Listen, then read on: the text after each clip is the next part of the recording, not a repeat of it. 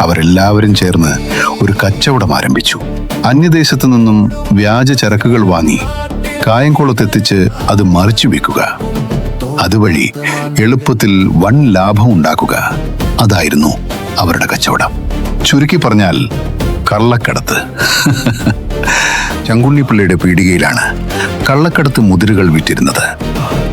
മോഷണ സാധനങ്ങളും കള്ളക്കടത്ത് ചരക്കുകളും ചുടുവിലക്ക് വാങ്ങി തന്റെ കടയിലെ മറ്റു സാധനങ്ങൾക്കൊപ്പം ഇരട്ടി വിലക്ക് മറിച്ച് വിൽക്കുന്നതാണ് പിള്ളയുടെ പ്രധാന പണി.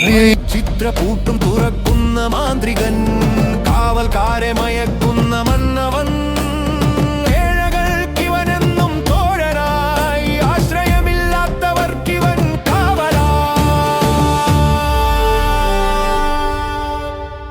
കൊച്ചുണ്ണി കൊച്ചുണ്ണി കൊച്ചുണ്ണി കായംകുളം കൊച്ചുണ്ണി, ഓടും തസ്കരൻ, നാട്ടിലെ ഭീകരൻ, ആരിവന്നാർക്കും തോൽക്കാത്ത മാന്ത്രികൻ.